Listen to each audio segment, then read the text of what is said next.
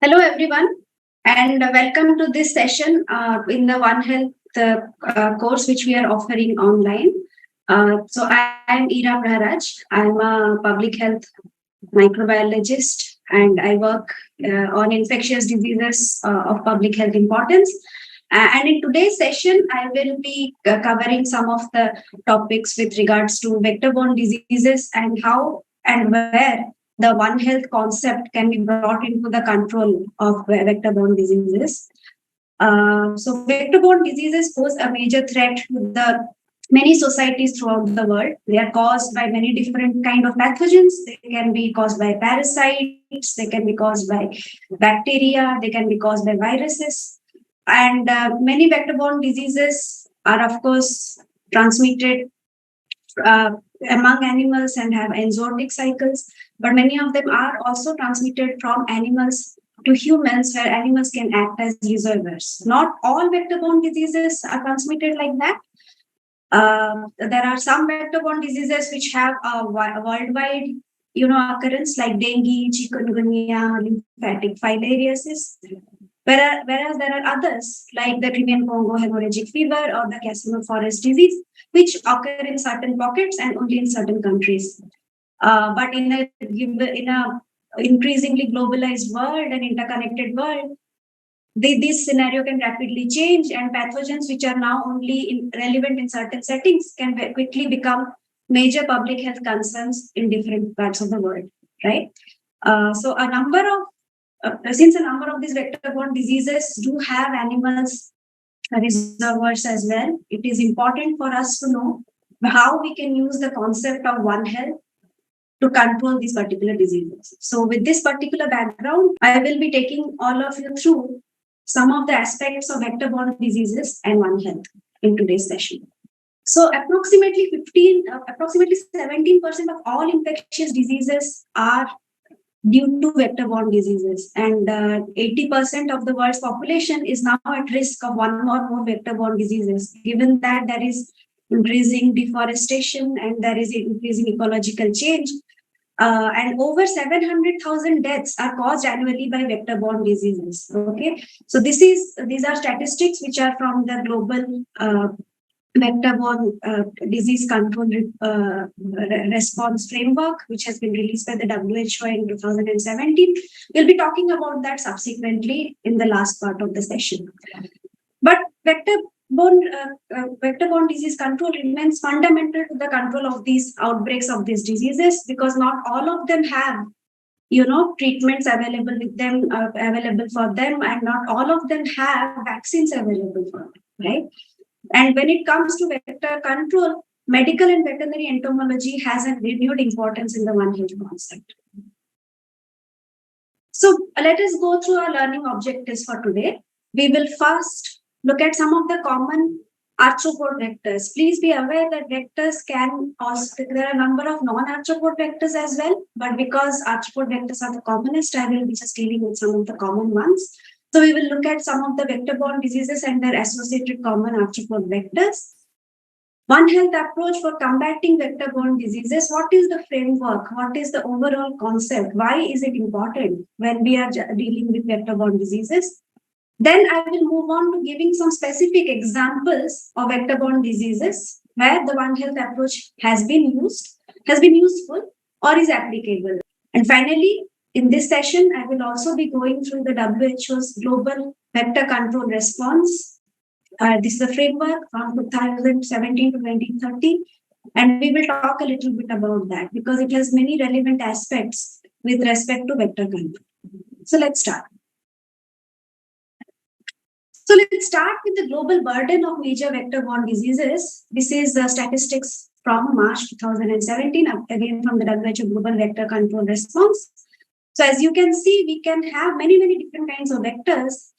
So we can have mosquitoes, black flies, sand flies, trichomen bugs, that includes red ovate bugs, ticks, CC flies, etc. And you can see the different kinds of diseases that these vectors can transmit. So what is very important when we look at many vector-borne diseases is not just the estimated number of annual cases or the estimated number of annual deaths, but also the disability that they cause, or the economic loss, or the disability adjusted life years that they cause. Okay, so that is something that is of great concern, and that is something that the numbers there are humongous. So it is very important for us to appreciate that as we go ahead. So let's go through some of the vectors which are of medical importance. As I said, for today's session, I will be concentrating on only some of the arthropod vectors, medical importance. Now, many of you probably already know some of these vectors, and some of these might be new for you, but let's go through this together. The kingdom Arthropoda is, as you know, is divided into class Insecta, Arachnida, and Crustacea, and we have arthropods of medical importance in all of these classes, right? So, among the most important insects which are of medical importance are, of course, the mosquitoes of the Anophelines and the culicins. The Aedes mosquito is actually classified under Anophelines. Then, among the sandflies, we have the important vectors like sandflies, which are important for visceral leishmaniasis. We have CC flies, which are the vectors for trypanosomiasis, a major public health concern in African nations. Apart from that, there are in the class Arachnida, we have the mites and the larval forms, especially the trombiculate mites, which are important agents which can transmit staph typhus. We will be discussing about this later. The other important vectors are the hard and soft ticks. Okay, so as you can see, there can be a multitude of different vectors which are of arthropod vectors, which are of medical importance.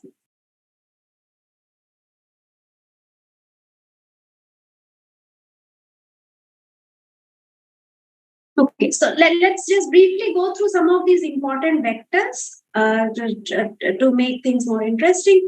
So the Anopheles mosquitoes, as many of you might be aware, are the vectors for malaria, and there can be different species of malaria parasites being transmitted by Anopheline mosquitoes.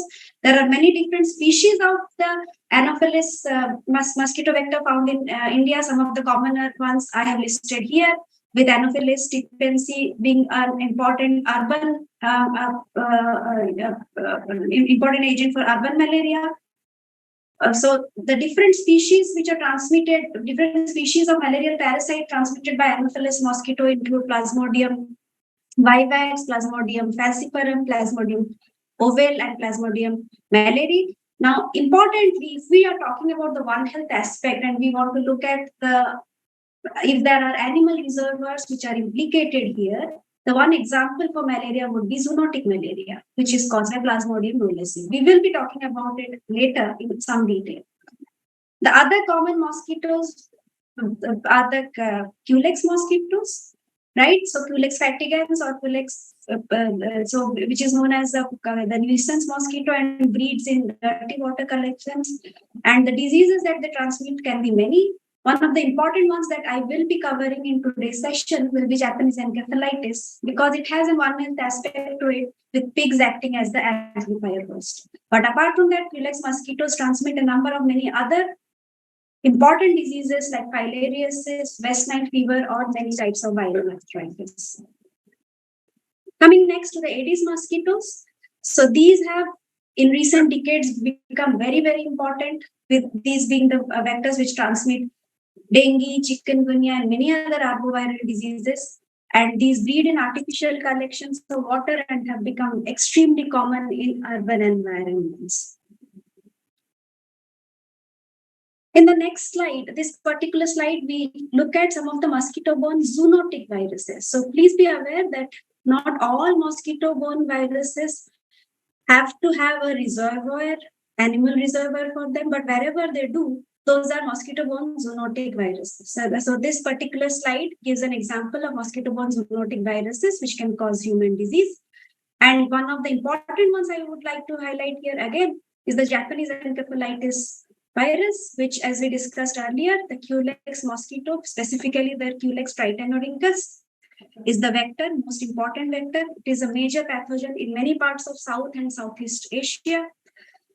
And the amplifying hosts that are implicated here are waterfowls or birds. swine or otherwise known as pigs. There can be other clinically afflicted hosts as well, apart from humans. So we will be talking about this in greater detail, but please do take a look at all of these different examples of mosquito-borne zoonotic viruses, which are prevalent in different parts of the world and which have different kinds of amplifying hosts or maintaining hosts.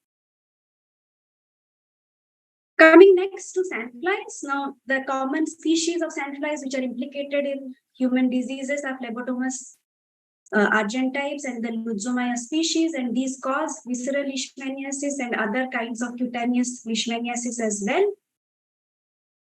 The next important arthropod vector, this is the Leptotrombidium mite. The reason I have highlighted it here is because we will be discussing in some greater depth later about a disease known as scrub typhus, which is becoming a rapidly progressing and spreading disease in many parts of the world due to increased deforestation and other ecological changes.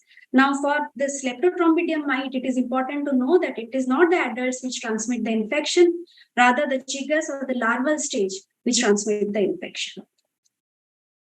Finally, we will also be looking at some of the other vectors. So, as I said, a number of these vector-borne diseases might be tick-borne. And tick-borne diseases are again becoming increasingly common in many parts of the world because of ecological changes, because of deforestation. There are two different, groups of ticks: hard ticks and soft ticks. So the hard ticks are termed as Ixodidae, and the soft ticks are known as Argasidae. So I have listed some of the common diseases which may be transmitted by hard ticks. And for today's session, we will be going through one of the examples of the Crimean-Congo hemorrhagic fever, which is caused by Hyloma ticks and has been reported in recent years in some parts of India. With regards to soft ticks can be implicated again in many different conditions. And one of the important ones that is Casanova forest fever or the Casanova forest disease.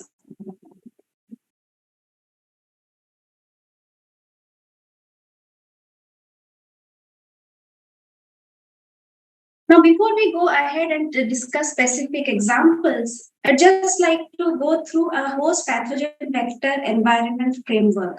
So how, when we are assessing a risk to humans from vector-borne diseases, for some vector-borne diseases, there may not be the component of an additional animal vector, but for some, there might be. So this concept has been there for quite some while. So that we know that the host can be animals.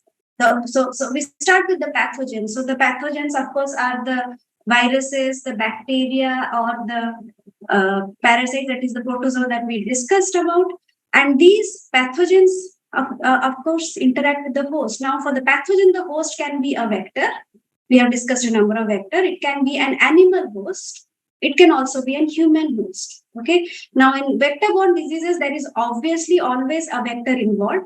In some vector-borne diseases, there might be an intermediate animal reservoir or amplifier involved. Okay. Or the same vector may directly be, infecting both animals as well as humans. There may be some spillovers happening. And then, of course, all of these interactions are also influenced by the overall environment, which is the physical, biological, and the socio-economic milieu in which we are present. Okay, and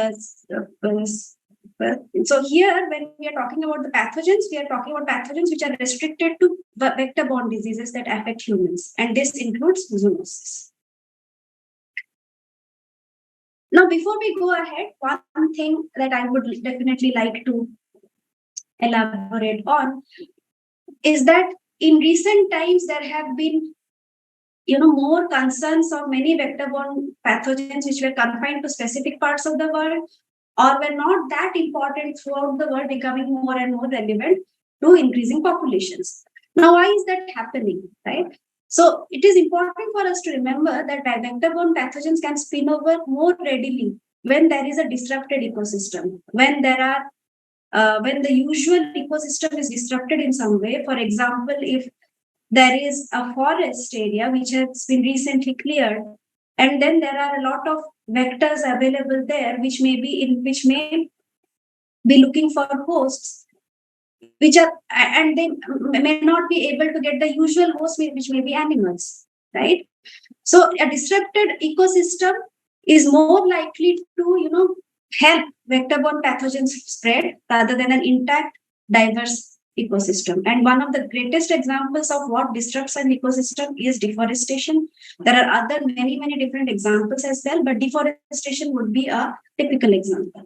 Now, why do these? If there is a disrupted ecosystem, why should that increase the vector-borne diseases and increase their spread? Now, ecological disruptions, what they can do is they cause both temporal as well as spatial shifts, and these shifts are in temperature, precipitation, in our environmental conditions, and humidity. And all of these are extremely vital for the ecology of vectors. When we talk about vectors, and specifically if we're talking about arthropods, obviously all of these parameters are very important in the life cycles of the different insects or the arachnida, etc. Okay, and this can affect the ecology of vectors and where they are present and to which area they are moving to. And they can consequently increase the risk of the pathogen transmission to humans and livestock if more and more humans come in contact with vectors which they usually do not get in contact with because of this disrupted ecosystems. Right. So in the next section, we will go through some of the examples of vector-borne diseases where there are animal reservoirs or hosts implicated. As we had discussed, not all vector-borne diseases can be considered as zoonotic vector-borne diseases because there may not be an animal host or amplifier or reservoir implicated. We will be discussing 5 examples. We'll start with the example of scrub typhus, which I would say is a very typical disease, which can be considered to a very typical One Health disease. Now, scrub typhus, as we had discussed earlier, is caused by Orientia sushugamushi. The Orientia sushugamushi is a rickettsial bacteria. Okay, it's a rickettsial bacteria. It's an obligate intracellular bacteria. And scrub typhus is an important yet neglected vector-borne zoonotic disease, which in recent years has an expanding known distribution in many parts of the world. Okay, so if we come down here and look at the map, you will see that there is an area labeled as the Sushugamushi Triangle, right, which includes India. So this is the area where a lot of scrub typhus cases have been reported in the past few decades, right? And the major ecological changes are one of the reasons why it is happening so, right? So it is very important to understand the ecology and the non-human animal hosts of this particular disease to make plans for its control in a better way. We had discussed that scrub typhus is transmitted by chiggers, which are larval stages of Leptotrombidium mites rather than adults. And where do these chiggers stay? These chiggers inhabit many of the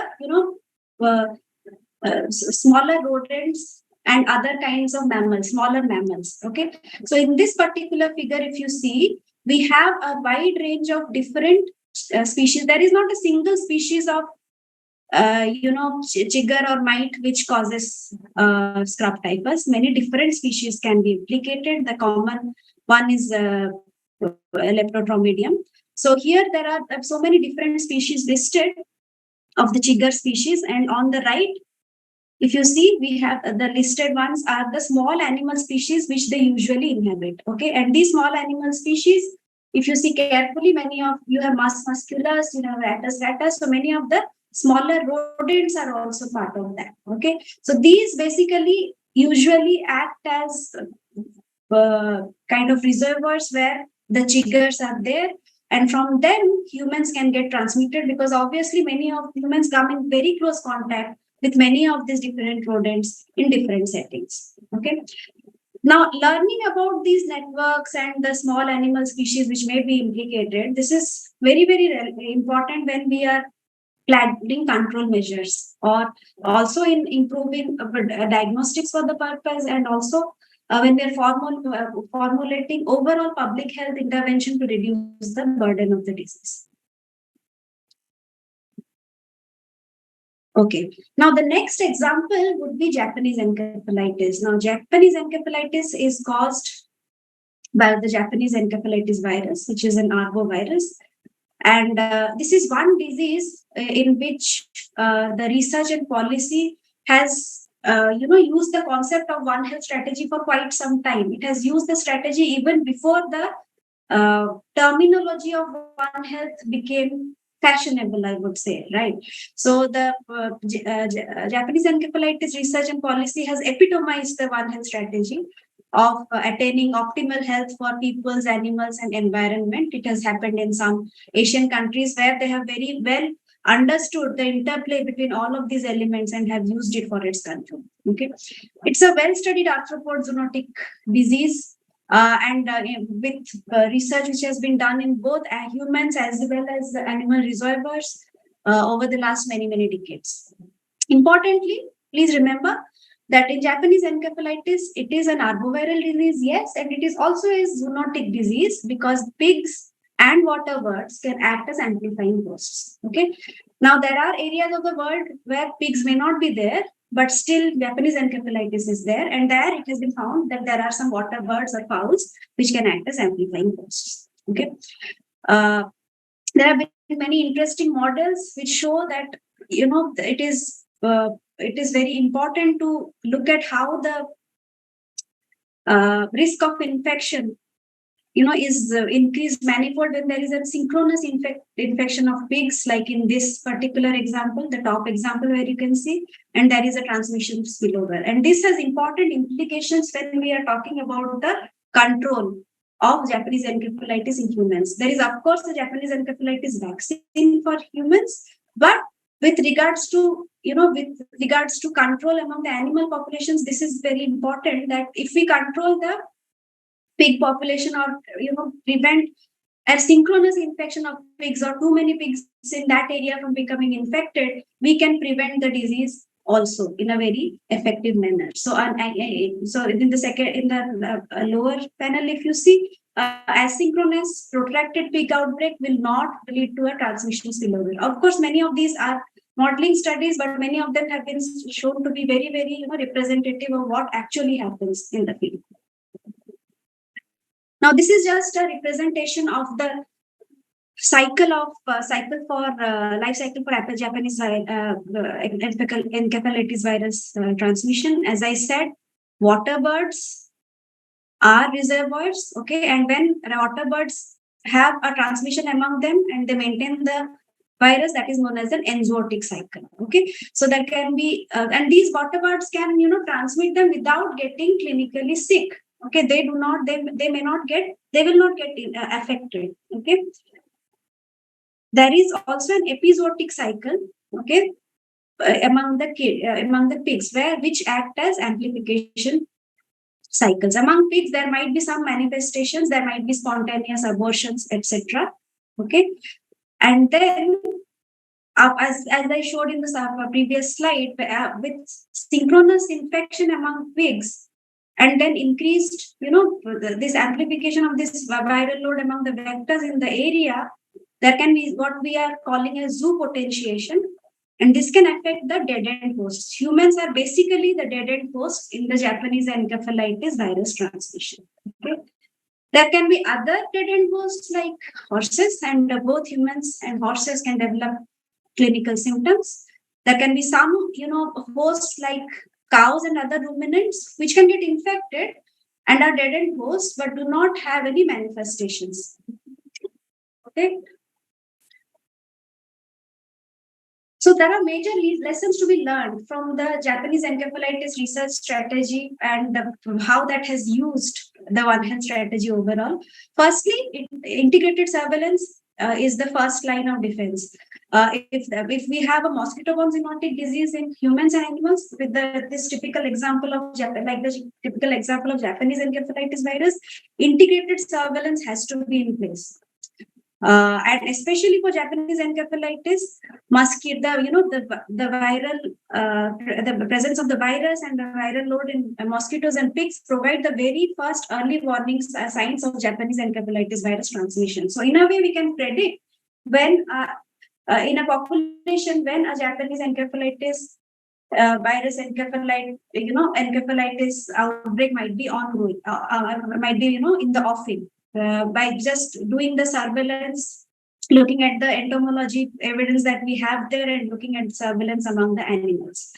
And this is one example of a disease which gives us this is a perfect example. There must be a merger of clinical, veterinary, and entomological surveillance for the task of monitoring, evaluating, and planning appropriate response to pathogen transmissions.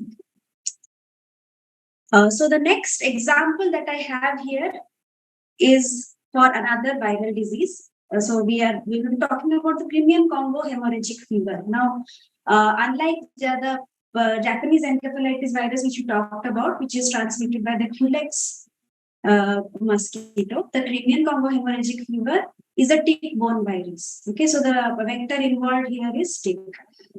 And so the Hyaloma species ticks are the reservoir and vector of Crimean-Congo hemorrhagic fever. And they transmit through either biting if the ticks are viremic, biting the host, or if there is crushing of the engorged ticks, etc. And the spectrum of manifestation can vary. It is not a usual human disease. It is more common in animal populations, but in recent years there have been a number of reports of this particular disease. And it has been identified in the 2018 WHO blueprint as a priority A list pathogen because it has a high risk to public health and national security. As we said, it can circulate between ticks and several vertebrate hosts, and these vertebrate hosts can include ungulates like cows and other also horse, etc. And in them, it may not cause overt disease, and that is why it can reach very high levels in these hosts without getting noticed unless they are being specifically tested for this or serological surveillances are being done. Okay, so as a result, there is a potential that there will be spillover from the ticks and the animals to humans at some point of time. Now, Crimean-Congo hemorrhagic fever cases in humans came into fore in India only in the last decade or so, and in last few years there have been a number of cases from different parts of India, especially from the state of Rajasthan. And there can be many different reasons for why we are seeing this emergence of the Crimean-Congo hemorrhagic fever. The most of the reasons might be anthropogenic factors because there are changes in how we are doing our agriculture. There is disruption of habitats of animals or these vectors where they usually inhabit, and there is increasing intrusion of humans and human activity in these habitats, and also there is this importation which of animals and their ticks and the different other vectors which can happen because of commercial activity. Importation of animals is an important commercial activity, and that might also be a reason why a place which did not have a particular disease like Crimean-Congo hemorrhagic fever might end up with new cases of this particular disease. Now, in this particular slide, we are showing the Crimean-Congo hemorrhagic fever, the roots of its transmission, and how it fits into the realm of One Health. Now, as we discussed earlier, the overall land use and fragmentation and the overall disruption of an ecosystem can lead to a lot of changes which are important changes for the animal population in a particular area, as well as the vectors which are being there, which are present in that particular area. So the outer circle that you see is the environmental health, and when that changes or that is disrupted from its usual ecosystem, what it used to be, it can lead to a lot of changes in the vector populations. In this particular example of CCHF, we are concerned about the tick vectors. Okay, it can also lead to the changes for the animals. Now, the animals can be wild animals, and the animals can also be domestic animals. And with these changes, there is obviously an interface between the humans as well as especially the domestic animals, to some extent wild animals, during many different human activities. But because if we are aware that this is a One Health problem, then there can be many diverse ways of looking at the ways to control this particular problem. One will be of course trying to prevent disruption of particular environments. But if we are in an environment where all of these vectors are prevalent because of disrupted ecosystem, important to use protective clothing, and there should be tick awareness education to understand what are the different tick species which are prevalent in that area. Can they transmit CCHF? What are the signs and symptoms which we should be aware of? Okay. And adequate protective clothing being available. If there are animal slaughter being done, or any handling of animals, no crushing of ticks if it is an area where there might be an increased load of this particular vectors carrying the Crimean-Congo hemorrhagic fever virus, etc. Okay. Now the risk of Crimean-Congo hemorrhagic fever, as I said, it is not usually a disease of humans, but it can be there as a spillover. And this risk of Crimean-Congo hemorrhagic fever spillover is determined by the ecological dynamics of the infection which is happening in the ticks, of the infection which is happening in the animals out there. So in the figure on the right hand side, if you see, you have the ecological dynamics, you have the transmission dynamics, and you have the probability of human infection. Now, at all these levels, there are many different determinants which decide whether or not it is going to if from the ecological milieu that it is usually supposed to be, is it coming out, is there potential for spillover? Okay, and that depends on a number of things. That depends on the distribution and tick density. That might also depend on the host's density and the distribution of the host which carry these ticks, right? So and therefore overall the infection intensity.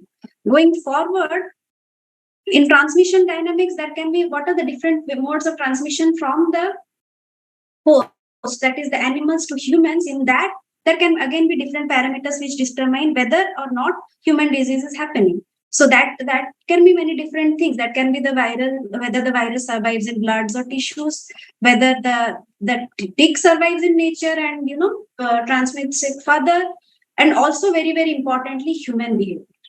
Right. So if the human behavior is proper, and maybe proper protective equipment is being used, and tick awareness is there, maybe there is lesser chance of human spillover. Once there is a human does get infected, there is a spillover. Again, whether or not somebody develops the disease. Now, infection and disease are two very different things. Whether or not a person develops the disease corresponding to that particular infection will depend on a number of things, including the host tissue susceptibility and permissiveness, and of course the immune response. Right. So these are especially for new and emerging pathogens, including arboviral pathogens, these different dynamics are very important. Going forward, a similar example would be the Casanova forest disease virus. Now, Casanova forest disease virus is again another arbovirus which has been limited to certain areas in the southern part of India, especially in the state of Karnataka. Okay. And the reservoir for that is the hard tick Haemaphysalis spinigera. And that is the vector for the Casanova forest disease virus. Okay. And this is a tick-borne disease, right? And again, here humans are not the natural hosts. Okay. The life cycle of this vector happens in forested areas, and they do infect small rodents or even other primates from time to time. Okay. And how do human beings get infected? When they come in contact with the primates or with these rodents. Okay, so most of the cases which have been reported in local residents of these areas, of this particular forested areas, who have had exposure with the primate host or the rodent hosts. Okay, so this is another example, similar to the Crimean-Congo hemorrhagic fever virus, and apart from humans, of course, other cattle, other larger animals or domestic animals which are kept by humans might also get infected, but but transmission from them to humans is usually limited. Okay, so it is usually people when they visit forest for picking up firewood, etc., and they come in contact with these primates. Okay, and these primates are probably carrying the vectors, and the vectors have basically the Casanova forest disease virus in them, and at a higher viral load, that the transmission happens. Okay, right. So we have had one example of a bacterial disease where One Health concept is extremely important. We talked about scrub typhus, right? We all talked about three viral diseases. We talked about Japanese Encaphalitis virus. We have talked about Crimean-Congo hemorrhagic fever, and we have talked about the Casanova forest disease, right? Now, the last example that I will give now, it will be for a protozoan parasite. Okay, now we already discussed that malaria is caused by many different species of Plasmodium, right? Now, zoonotic malaria is caused by Plasmodium knowlesi. Plasmodium knowlesi is not common in many parts of the world. It is found only in some parts of Southeast Asia. But in those parts of Southeast Asia, it is a threat to the progress made for malaria elimination. Okay, and because unlike the other species of malaria parasite, here we have some animal species being implicated. The conventional measures to control human malaria, which only have vector control as such, okay, neglect the residual transmission which is happening between the animal hosts and the vector. And the animal host in these cases are monkeys, monkey species, that is the macaque hosts. Okay, that is why it is important. In recent times, there has been increasing awareness of this, and there have been initiatives to control Plasmodium knowlesi by adopting the theme of One Health approach. Because especially in these niche cases where we are targeting elimination, we need to make sure that the infectious disease agent has to be scrutinized as the human-animal ecosystem interface. And because there is an animal involved here, it cannot just be the control of the vector which will be successful here. This particular slide just briefly shows the cycle for Plasmodium knowlesi. As you can see, this is a zoonotic malarial parasite. And again, the transmission is in areas which have dense jungle and forest fringe areas. And the vectors are certain, sylvatic species of Anopheles. Okay, so certain sylvatic species of Anopheles which are only found in these particular densely forested areas. Those are the vectors.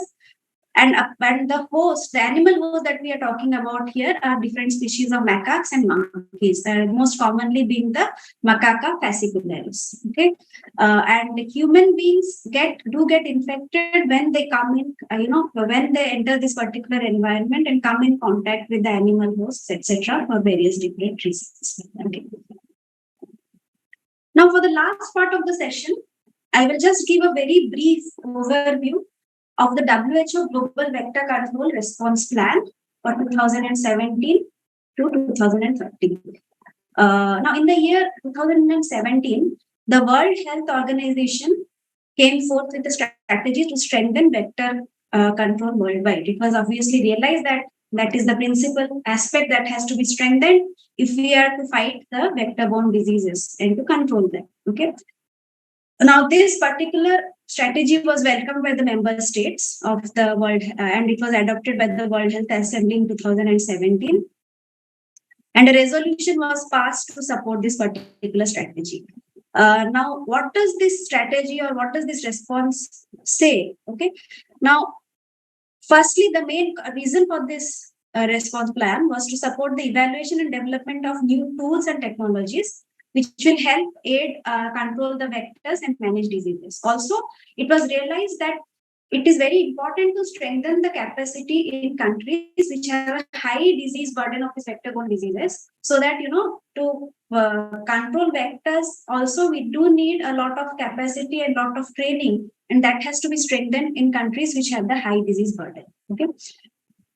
So this response basically calls for an improved public health entomology capacity and capability, and it has very well defined national health agendas, right? And trying to bring about better coordination between and different sectors. And also, one very importantly, this framework or this response plan also gives a great deal of importance to community involvement. Okay. Now, this is the document which is available on the WHO site, and I have also given the link for that if any of you are interested. It's a very relevant document, and it is great if you can go through it. Now, just briefly, I will go through the response framework that has been put forth in this particular document. Now, the foundation of this framework is, firstly, we have to enhance vector control capacity and capability. Okay, that means increased amount of training, relevant training, and also strengthening institutions, which and public health infrastructure, and increasing basic and applied research and innovation, so that we have new and more sustainable ways to tackle these vectors, right? So that is the foundation. Then that leads us to the pillars of action for this response framework. The first pillar of action is strengthening inter and intra-sectoral action and collaboration. It has been very well demonstrated that if we work in silos, the vector control will not be possible, right? Then secondly, to engage and mobilize communities in vector control, especially community involvement has been found to play a very, very important part in many parts of the world. Okay.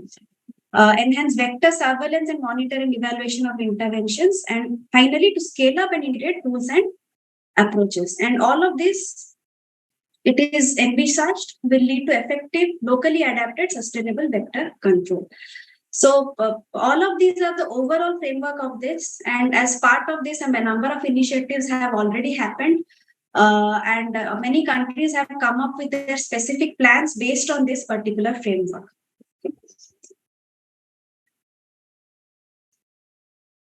So in this particular slide, what I will try, what is being shown is that there are 9 major vector-borne diseases, and the global vector control response basically makes a strong case for integration of vector control programs. So previously, there used to be vector control programs for filariasis, vector control programs for malaria, then vector control programs for leishmaniasis. But it has been realized over time that if we are to succeed in having a semblance of any kind of success in tackling these various kind of vector-borne diseases, we have to have an approach which integrates various vector control programs.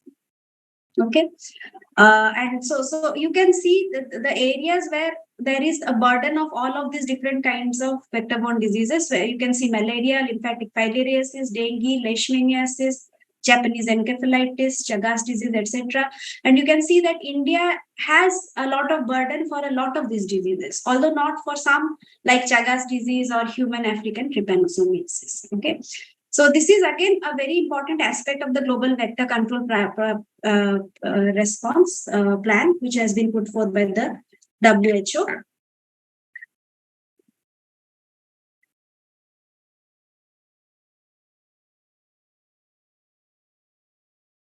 So in summary, in this particular session, we have looked at the various different arthropod vectors which can cause human diseases. We have talked about arthropod vector and arthropod vector-borne and zoonotic diseases, right? We discussed that not all arthropod vector-borne diseases can be zoonotic, but there can be some where there are animal reservoirs, and those are the ones which have a very important, which are very important with regards to the One Health aspect, with regards to the One Health approach, right?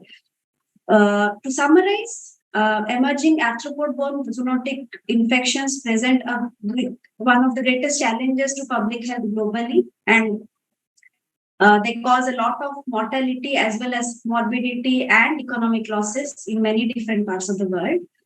And the emergence and re-emergence of many arthropod-borne zoonotic infections, it is a complex interplay. It's a complex interplay of vectors, it's a complex interplay of hosts, of the environment, of the climate, and the anthropogenic factors. It's very important to know that vector-borne diseases in general, like dengue or vector-borne zoonotic diseases, let's say, take the example of Japanese Encaphalitis, it's not just the problem of the health sector or the medical fraternity. It is everybody's problem. And if we are to solve it and to control it, the approach also has to be integrated. Okay, especially for the ones where there are animal hosts. Okay, we did look at a number of examples of human disease causing bacterial, viral, and parasitic pathogens, which have insect vectors and animal hosts. We looked at 5 specific examples where the One Health concept can come in very useful, and in some which has also already been used. Okay. And finally, we have also looked at the WHO Global Vector Control Response 2017 to 2030 plan. And we have talked about the various aspects that this framework emphasizes on. And one of the most important aspects of that being integrated vector control. Okay. So I hope this session has been useful for all of you in having some understanding of vector-borne diseases in general and vector-borne zoonotic diseases in particular, and how the concept of One Health is so very important when we are trying to control vector-borne diseases and and the economic losses that they cause. Okay, so I hope this was a useful session. I will end with some of the references and further reading that you can go through. Thank you and happy learning.